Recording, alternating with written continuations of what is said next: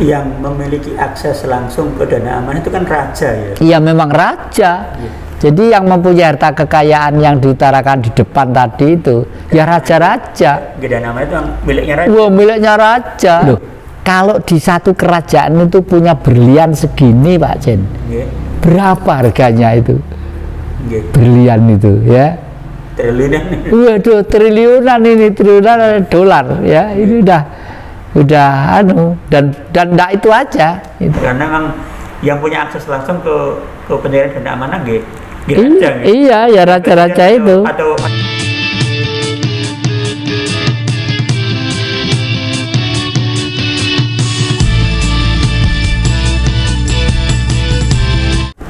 karena sistem kerajaan itu dipilih berdasarkan anu tadi itu apa? Bukan pilihan coblosan ya, dipilih oleh karena prestasi dari masing-masing tokoh di daerah-daerah tempat masing-masing.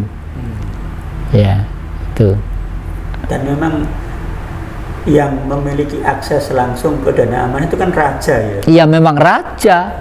Jadi yang mempunyai harta kekayaan yang diutarakan di depan tadi itu ya raja-raja. Dana amanah itu yang miliknya raja. Wah, miliknya raja. Bahwa raja-raja dulu itu kaya-kaya. Jepang ke sini sebenarnya ngerampok gitu ya. Loh, kalau di satu kerajaan itu punya berlian segini, Pak Jen, berapa harganya itu? Berlian itu ya. Triliunan. Waduh, triliunan ini, triliunan dolar ya. Ini udah anu, dan enggak itu aja itu. Jadi saya kebetulan saksi sejarah pada waktu Jepang ke sini. Waktu Jepang ke sini itu tahun 44, 43, 44. Saya waktu itu masih kira-kira baru lahir. Lahir saya tahun 44. Kok saksi sejarah? Karena ibu saya cerita, Jati, waktu Jati dulu itu lahir, lampu seluruh Pulau Jawa itu dipadamkan. Katanya Amerika, kalau tidak dipadamkan nanti itu ada bom yang jatuhi kita. Ternyata apa itu? Dipadamkan itu supaya barang-barang kerajaan yang di tempat-tempat orang kaya, konglomerat dicolong, dibawa ke sana, ke Jepang sana. Yang saya maksud saksi sejarah itu, kelahiran saya itu 44 tadi itu.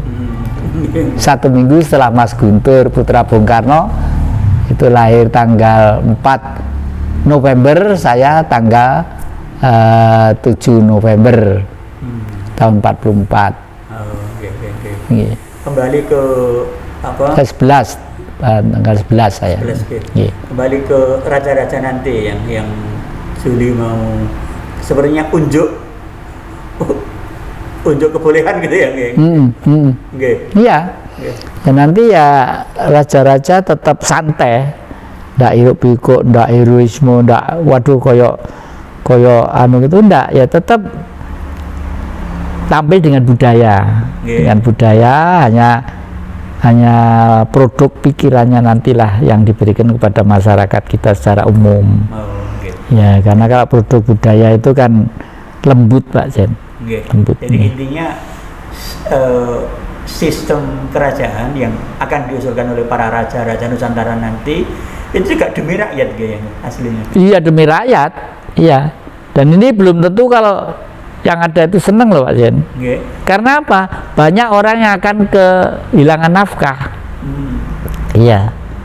Sistem politik ini kan sebenarnya nggak seneng kalau kembali ke situ, ke kerajaan itu. Yang ada ini, saya pernah jadi orang politik, jadi tahu persis lah perasaan mereka tuh. Iya. Tapi yang namanya sudah tuntutan umum ya, artinya sudah dentuman hati yang tak ya pasti itu. Tapi kan tujuan secara keseluruhan juga demi kemakmuran rakyat. Demi kemakmuran rakyat, iya.